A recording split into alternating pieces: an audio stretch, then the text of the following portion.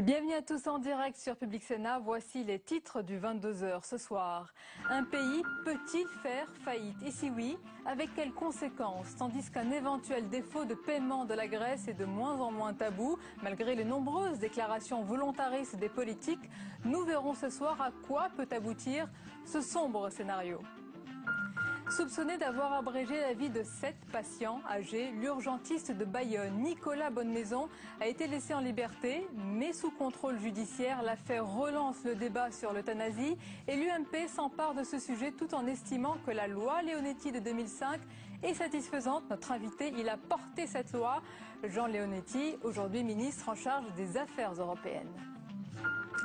Dans le dossier du Mediator, il va falloir que tout le monde s'explique après les révélations de Figaro.fr sur le rapport sénatorial qui aurait été modifié sous la pression des laboratoires Servier. Le ministre de la Santé exige des explications. Mise en cause pour ses relations avec le monde médical, la sénatrice de Paris, Marie-Thérèse Hermange, co-auteure de ce rapport, dément ce soir toute forme d'intervention.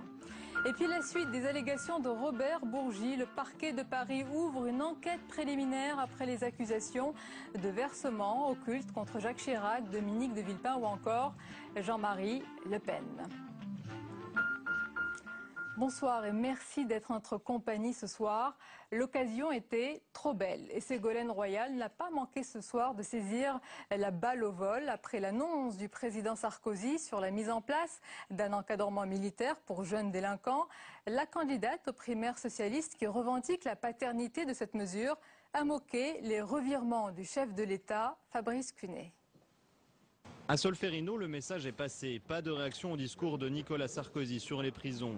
Pas de réaction, sauf une, celle de Ségolène Royal, dont l'idée d'un encadrement militaire de certains jeunes en difficulté est reprise par le président. Malheureusement, c'est une nouvelle fois un effet d'annonce, puisque alors qu'il y a 53 000 mineurs qui sont dans une totale impunité, c'est-à-dire qui n'ont aucune sanction après leur premier acte de délinquance parce qu'il n'y a aucune solution, le président de la République nous propose seulement 200 places.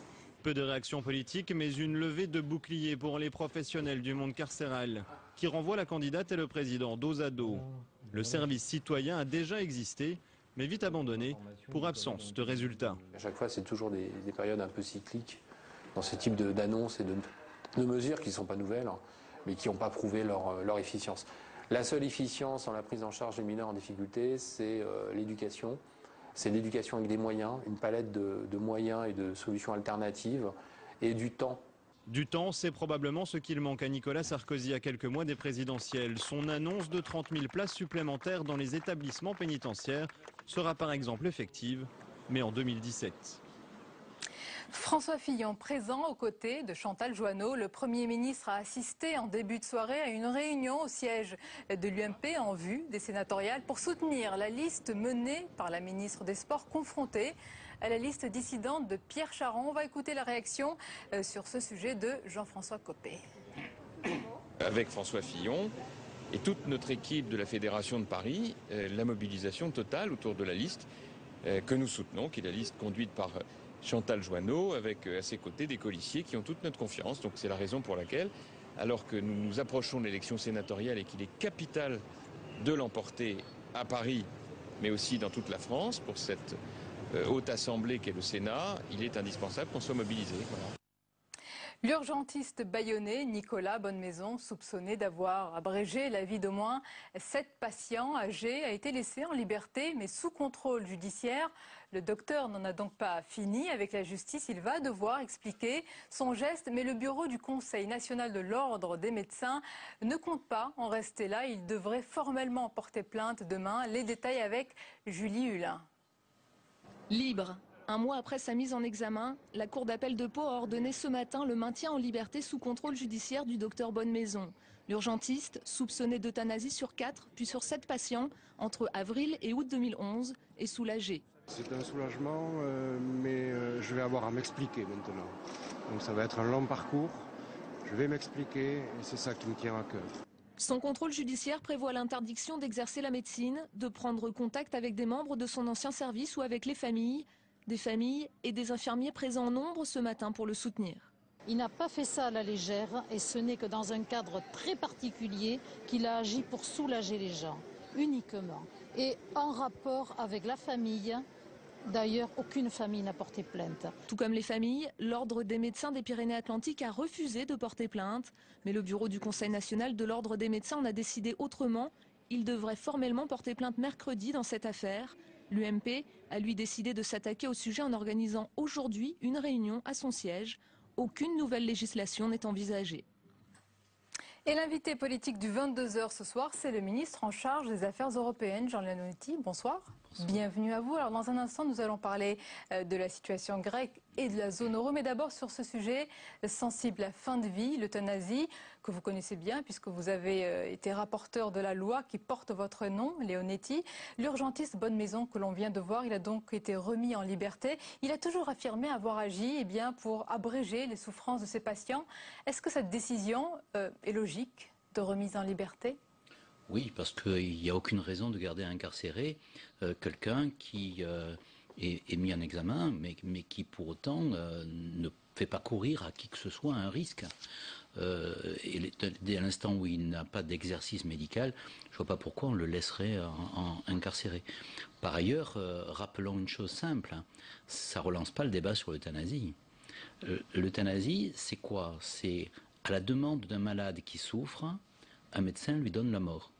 Par contre, il n'y a aucune législation au monde, même celles qui ont permis l'euthanasie, qui permet de donner la mort à quelqu'un qui ne la demande pas et qui ne souffre pas.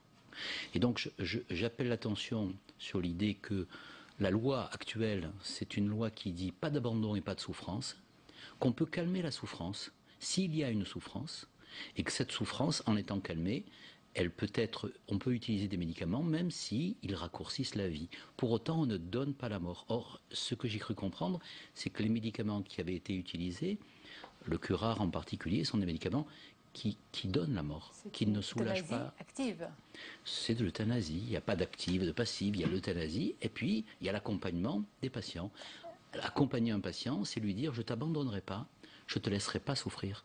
C'est pas de supprimer la vie, c'est supprimer la souffrance. Mais la loi, Leonetti, qui interdit, on va le rappeler aux téléspectateurs, l'euthanasie, je vais le dire, active, puisque c'est comme ça, d'ailleurs, que c'est évoqué, mais aussi l'acharnement thérapeutique, est-ce qu'elle est encore adaptée malgré tout aujourd'hui? Elle est plus que jamais adaptée. On a une médecine qui est extrêmement performante. Et quelquefois, elle va trop loin. Et quelquefois, elle prolonge artificiellement les personnes. Eh bien, ça, c'est interdit dans la loi. En même temps, il y a des gens qui souffrent en fin de vie. Et on ne doit pas souffrir en fin de vie et on doit utiliser les médicaments pour qu'on ne souffre pas. Ça ne veut pas dire qu'on tue les malades, ça veut dire qu'on supprime la souffrance. Mais moi, très honnêtement, dans ces situations où chaque fois qu'il y a un événement, on repose le problème, pardon de le dire en mauvais termes, dans un climat passionnel, j'ai rien contre le docteur Bonnemaison et je comprends qu'il y ait des gens qui sont ses amis et qu'il y ait de la compassion pour lui. Il y a énormément de soutien. Hein. Pour autant, mais on peut avoir des soutiens à titre personnel, mais est-ce que l'acte qu'il a provoqué ou l'acte qu'il a effectué est un acte qui est conforme à l'éthique et à la déontologie? Je ne le crois pas. Voilà.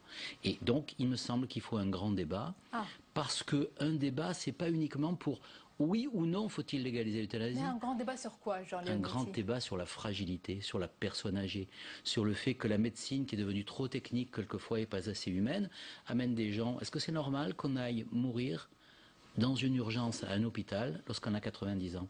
Est-ce qu'on ne peut pas essayer de voir comment on peut prendre en charge certains vont vous dire cette que vous fragilité. esquivez le vrai débat. Vous ne voulez Au contraire, je plus regarde de le débat vrai sur débat. l'euthanasie, sur la Je regarde le fin vrai de vie. débat. Oui ou non, l'euthanasie, c'est un petit sujet à l'intérieur d'un grand débat. Et moi, j'anime un groupe qui s'appelle République et Humanisme. Et nous voulons des débats citoyens réels. Pour la campagne, c'est un sujet pour les présidentielles. Je pense qu'il faut que ce débat soit prolongé long. Regardez sur la bioéthique ce qu'on a fait. On a tiré au sort des citoyens. On leur a posé les problèmes. Ils ont réfléchi ensemble. Ces panels citoyens ont émis des avis. Eh bien, c'est cette méthode-là qu'il faut utiliser. Sauf que cette méthode-là, elle prend un an.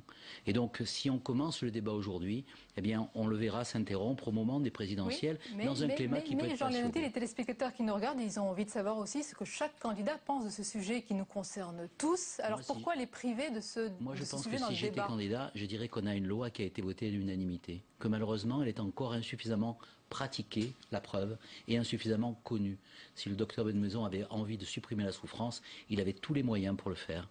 Et le troisième point, je dis que sur ces sujets-là, plutôt que de répondre par oui ou par non, il faut des grands débats publics qui impliquent l'ensemble des citoyens, les chaînes parlementaires par exemple, comme ça a été le cas pour la bioéthique, et on voit qu'on a un débat alors apaisé, parce qu'on est dans une démocratie qui est à la fois moderne. Vous avez peur de la surenchère, c'est ça ce que vous voulez dire là pendant la campagne, la caricature? Voilà, la caricature, on va dire moi je suis pour et l'autre il est contre, mais moi j'aimerais qu'on aille au fond du problème.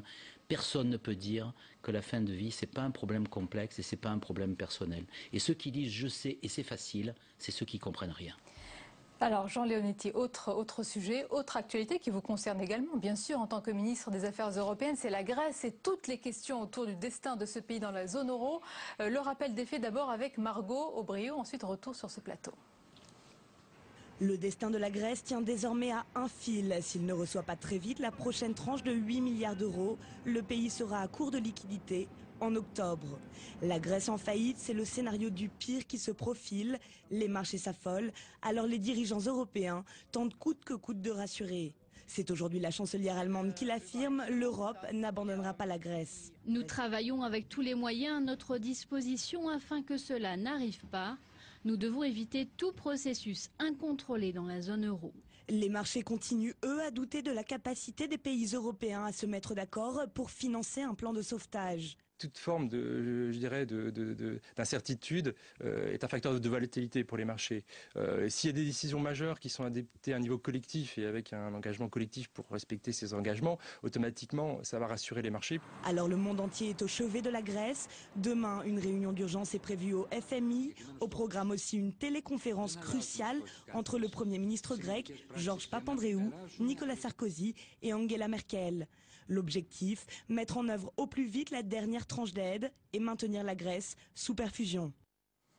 Jean Leonetti, malgré tous les appels au calme, et il y en a eu ces derniers jours des plus hauts responsables européens, la question du défaut de paiement dans la Grèce n'est plus tabou. Est-ce que la vraie question, c'est pas quand ça va se passer, malheureusement? Ah non, ça se passera jamais. Pour une bonne et simple raison, c'est que vous avez des marchés qui sont totalement hystériques, et qui sont hystériques parce que ils sont gérés par des spéculateurs. Et le spéculateur, il fait de l'argent sur de l'argent, c'est-à-dire il fait de l'argent virtuel. Et les décisions qui sont prises par les politiques, c'est des décisions qui concernent l'économie réelle, qui concernent les citoyens. Et donc il y a un décalage dans le temps entre la spéculation qui s'affole et en même temps les décisions qui ont été prises. Je rappelle quand même que le 21 juillet, 17 chefs d'État et de gouvernement de la zone euro décident d'un plan. Eh bien maintenant, il faut le mettre en œuvre. Il est loin déjà, quand on voit ce qui se passe maintenant sur les marchés, non, c'est pas ce que vous dites? Non, la fébrilité va continuer, mais ce qui est important, c'est que ce plan, on s'y tienne, on le mette en œuvre et on le contrôle. Et donc, il y a pour ça un mécanisme, c'est l'ébauche d'un fonds européen, monétaire européen, comme il y a eu un fonds monétaire international. Le deuxième élément, c'est qu'on le dote suffisamment, il a 440 milliards. Ensuite, qu'on applique une méthode, c'est la rigueur. Jusqu'à présent, il y a eu beaucoup de solidarité. Maintenant, il faut qu'il y ait la solidarité et la rigueur. Et donc, c'est les éléments, les experts qui contrôlent et vérifient qu'effectivement, la Grèce, comme elle s'y est engagée et comme le gouvernement l'a courageusement décidé, mettre en œuvre son plan de redressement. Donc demain, si je vous comprends bien, lors de cette fameuse téléconférence qui est prévue entre Papandréou, M. Sarkozy et Mme Merkel, avant la réunion en fin de semaine des ministres des Finances de la zone euro, on va dire à M. Papandréou, la rigueur, vous devez vous tenir à ce que vous avez promis, sinon... Il n'y a pas de sinon. Parce que c'est ni l'intérêt de la Grèce de sortir de la zone euro, ni l'intérêt de la zone euro de voir sortir la Grèce. Donc il y a une obligation de résultat. Et effectivement, M. Papandréou a déjà dit qu'il allait appliquer le plan. Et donc il y a effectivement une méthode, c'est la rigueur et la surveillance. Il y a des moyens, c'est le Fonds monétaire européen. Et puis il y a un calendrier. Oui. La France a déjà décidé le plan. Il y a le peuple grec aussi. Monsieur Papandréou, on peut lui dire oui, faites cela parce que vous devez le faire. Il peut aussi s'engager, mais il a aussi son peuple qui est dans la rue. C'est l'intérêt du peuple grec de ne pas sortir de la zone euro, parce que s'il sortait de la zone euro, immédiatement il verrait sa dette augmenter de 30 à 40%, et c'est le peuple grec qui paierait la note. Alors, une dernière question avant notre chronique politique, c'est sur la campagne présidentielle qui s'annonce. Sur notre antenne tout à l'heure, Jean-Pierre Raffarin, que vous connaissez bien, a dit tout à l'heure qu'il conseille à Nicolas Sarkozy d'entrer finalement assez tôt en campagne, dès janvier. Est-ce que c'est votre avis également? C'est d'abord ça, c'est la décision du président de la République de dire s'il rentre en campagne et quand il rentre en campagne. Bien. Et si j'avais un conseil à donner à ceux qui conseillent, ça serait peut-être de ne pas inciter le président à se précipiter sur une candidature. Aujourd'hui, il est président de la République, il est dans l'année utile, il travaille pour l'ensemble des Français. Le jour où il sera candidat à son renouvellement et il ne sera pas dans la même situation. Le plus tard possible, si je vous comprends bien. Quand il le jugera utile, mais je pense que ça ne doit pas être prématuré. Allez, de l'autre côté, à gauche, c'est la dernière ligne droite pour les primaires socialistes. Jeudi soir, c'est le premier débat télévisé entre les 6 candidats. À noter d'ailleurs qu'à partir de 22h35, juste après votre journal de 22h, nous aurons une édition spéciale avec les chaînes parlementaires, LCPAN et Public Sénat pour analyser, décrypter sur le fond et la forme ce premier rendez-vous auquel, durant lequel les candidats vont devoir s'exprimer et détailler leur programme face à la crise. On en parle avec notre chroniqueur Guillaume Tabar. Bonsoir Guillaume. Bonsoir. Alors, 6 candidats, est-ce qu'il y a 6 solutions face à la crise? Alors, tout dépend de ce qu'on appelle face à la crise. Si c'est la question de la crise de la dette, on voit bien que tous les socialistes sont sur la ligne rappelée par Martine Aubry ce matin dans les Échos, de réclamer ce qu'on appelle des eurobonds. En gros, l'idée, c'est de mutualiser l'ensemble de la dette européenne, puisque certains pays comme l'Allemagne empruntent à des taux très faibles et d'autres comme la Grèce à des taux très élevés, en disant avec une mutualisation de cette dette, on aura un même taux pour tout le monde. Solution rejetée par la plupart des pays, à commencer par l'Allemagne, d'où revient pourtant Martine Aubry.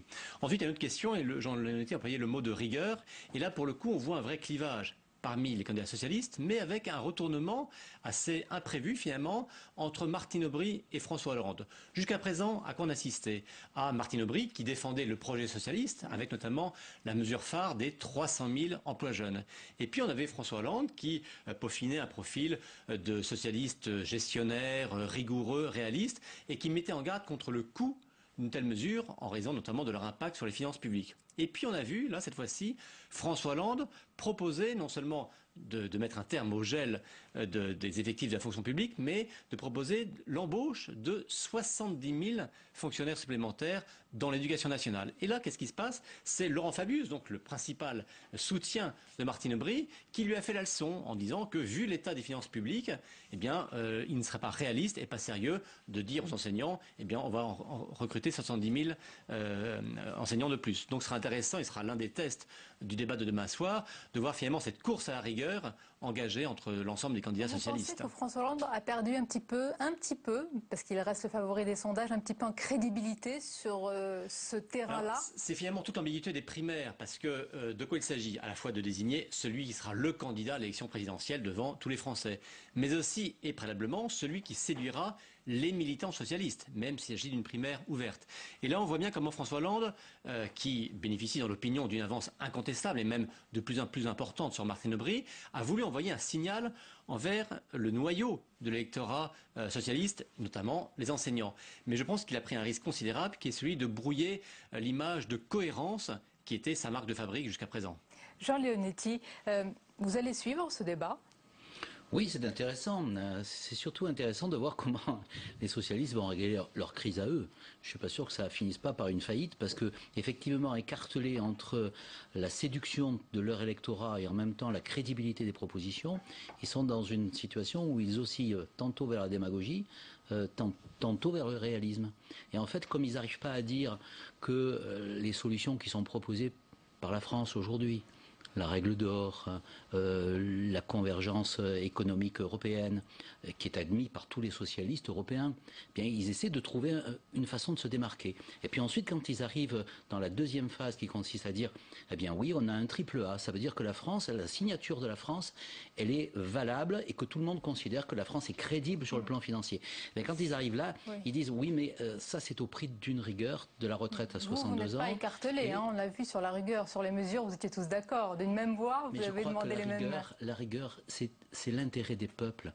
Parce qu'aujourd'hui, qui est dans une situation plus confortable, la France et l'Allemagne ou la Grèce et le Portugal? Eh bien moi, je préfère être français, avoir appliqué de la discipline budgétaire et me trouver dans une situation dans laquelle on ne dévalue pas ni ma monnaie, ni on ne baisse les salaires. Guillaume Tabar, est-ce qu'il peut y avoir une union nationale comme il y a eu en Espagne sur certains sujets, sur la règle d'or? Bon, ça n'a pas marché. Est-ce que plus on s'enfonce malheureusement dans les mauvaises nouvelles et la crise, plus on peut espérer cette union nationale. Alors, sur la règle d'or, ça paraît clair aujourd'hui qu'il n'y aura pas de majorité des 3/5 au Parlement pour voter cette règle d'or, à cause notamment de cette campagne électorale. Mais on voit bien quand même comment sur le fond, le débat a évolué.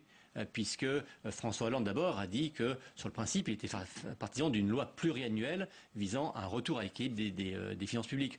On a vu Ségolène Royal dire que c'était une bonne mesure, qu'il fallait une règle d'or, mais qu'il fallait la voter au lendemain des présidentielles. Donc en termes d'objectifs politiques, ça paraît acquis aujourd'hui que ça ne sera pas voté avant l'élection présidentielle, mais la mesure elle-même, les esprits ont mûri, et je pense que quel que soit le président élu en 2012, c'est pour le coup une mesure qui sera sans doute votée en début du quinquennat suivant. Eh bien, rendez-vous est pris avec vous également, on le verra en 2012. Merci beaucoup Guillaume Tabar, merci Jean Léonti. Donc vous suivrez avec beaucoup d'attention ce débat des primaires et puis peut-être sur Public Sénat à 22h35. Je le rappelle, jeudi soir, l'analyse avec de nombreux chroniqueurs avec nous sur ce plateau. Merci à vous messieurs. La suite du 22h avec tout ce qui vous a échappé dans le reste de l'actualité. Regardez, c'est le tour de l'info. Il est préparé comme tous les soirs par Cécile Sixou.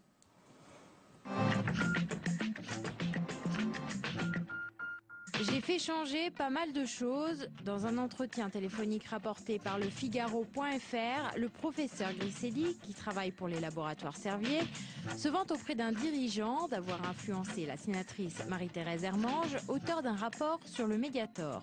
Ce soir, la sénatrice UMP dément avoir été influencée.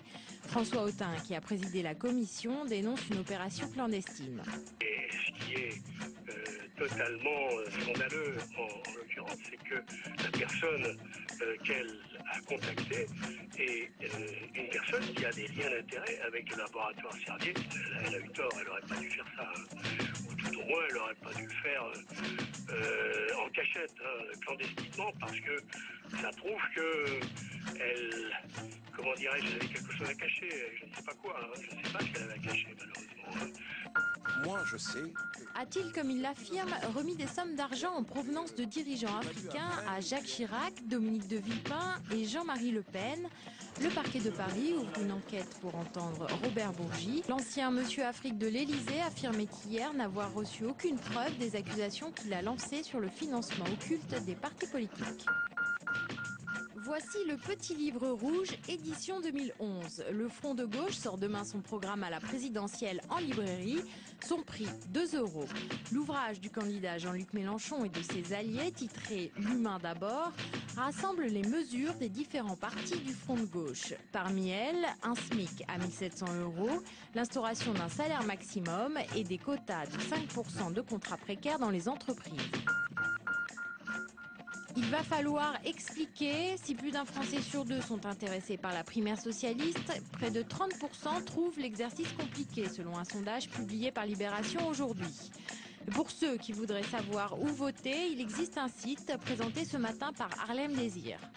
Nous allons démultiplier les parutions de pages d'information qui indiqueront aux Français, qui rappelleront d'abord la date, le fait que tout le monde peut venir voter, que toute la France peut voter les 9 et les 16 octobre, et qui, évidemment, indiqueront qu'en allant sur le site Les Primaires Citoyennes, chacun peut trouver son bureau de vote.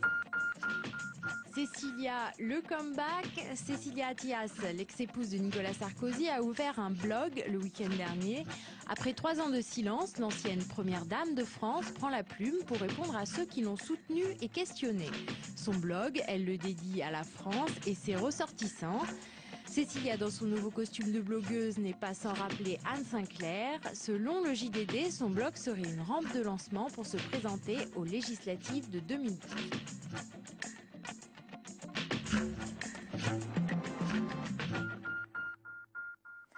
Allez, la suite du 22h et on va se détendre un peu avec vous, Sophie Auré. Bonsoir. Bonsoir. Bienvenue à vous. Vous êtes éditrice aux éditions Auré avec ces petits livres, petits par la taille, mais plein de bonnes phrases. Alors celui-ci, humour et politique ou encore perles parlementaires. D'abord, il y a beaucoup de matière quand on veut faire un livre sur l'humour et la politique. Écoutez, oui, parce que quand même, nos hommes politiques nous régalent avec leur humour, leur verve. Parce que comme si vous voulez, ils s'emballent, ils s'échauffent, ils parlent avec des images toutes faites. Et puis finalement, tout d'un coup, la bourde arrive, la perle arrive. La perle est comme, disons, dans la nacre du coquillage, est une impureté. Donc elle donne une perle. Et en fait, quand vous avez un magnifique discours et l'homme politique s'échauffe, et paf, tout d'un coup, la perle surgit au moment où il s'en attend le moins. Et effectivement, c'est quand même extrêmement drôle. Et c'est ce que nous voulions faire avec cette collection de perles qu'on publie déjà depuis plusieurs années. Mais là, surtout les sujets sur la politique, et en ces temps qui sont quand même un peu sombres, un peu difficiles pour cette rentrée, à la fois la rentrée des classes et la rentrée parlementaire. Mais écoutez, c'est quand même, je pense, la meilleure façon de combattre la morosité, c'est de sourire et de rire. Et c'est ce que j'ai voulu proposer avec ces perles. Alors il y a des perles qui sont involontaires, comme vous l'avez dit, ça vient comme ça pendant un discours. Et puis il y en a qui sont un peu plus volontaires, travaillés, préparés. Est-ce que les politiques se servent de l'humour pour faire aussi passer leur message? Ah, tout à fait. Oui, tout à fait. C'est une façon, tout à fait. C'est une façon de débrider, d'attirer l'attention sur eux, d'être spirituel en même temps, de montrer qu'ils sont spirituels, qu'ils aiment rire.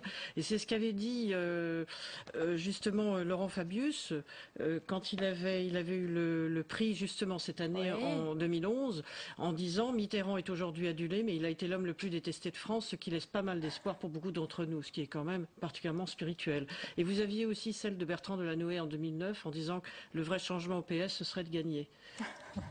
Oui, ça c'est à méditer pour maintenant. Est-ce que l'humour, ça peut être une faiblesse pour un homme politique? Ce même Laurent Fabius avait qualifié François Hollande de monsieur petite blague. Et on avait l'impression que François Hollande tirait un petit peu ce boulet d'homme avec beaucoup d'humour. Ça peut être une faiblesse? Non, je ne crois pas. Au contraire, je trouve que c'est un savoir-vivre, un savoir-rire, d'avoir de l'humour, d'avoir de la répartie, d'être drôle. Et je pense que ça prouve que même si c'est sérieux, on garde toujours une pointe d'humour. Et c'est quand même extrêmement bénéfique pour soi-même et pour les autres autour de soi. Sophie, aurez-vous personnellement, qui vous trouvez le plus drôle? Là, dans la classe politique, droite, gauche, extrême droite, extrême gauche confondue. Je pense que c'est Mélenchon. Ah oui? Oui. Je le trouve extrêmement drôle parce qu'il est quand même, comment dirais-je, extrêmement provocateur et qu'il est extrêmement spirituel. Il a un grand sens de la répartie. Il peut être très violent verbalement, mais à chaque fois il touche juste.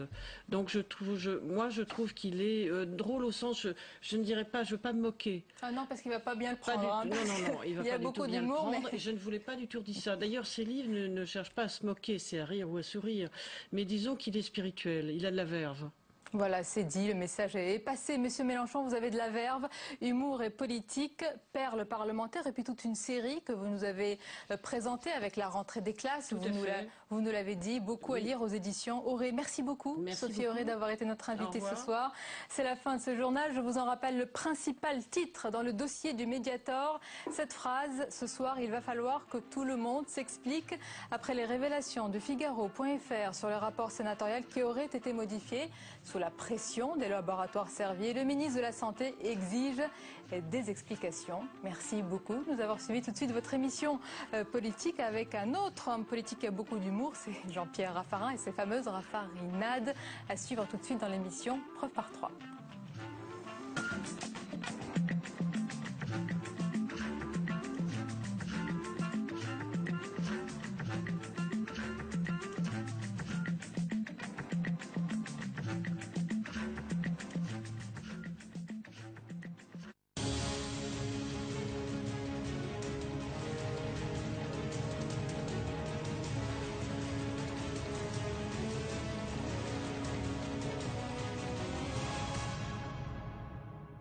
Jean-Pierre Raffarin est l'invité de Preuve par 3. Bonsoir, Monsieur le Premier ministre. Bonsoir, Monsieur Grossia. Et merci d'avoir accepté notre invitation. Vous avez été la vedette, c'est peu le dire, de la rentrée politique. Jean-Pierre Raffarin, d'ailleurs aux grandes dames de beaucoup à l'UMP, à commencer par Nicolas Sarkozy. Mais la fâcherie est terminée, vous allez nous le confirmer dans un instant.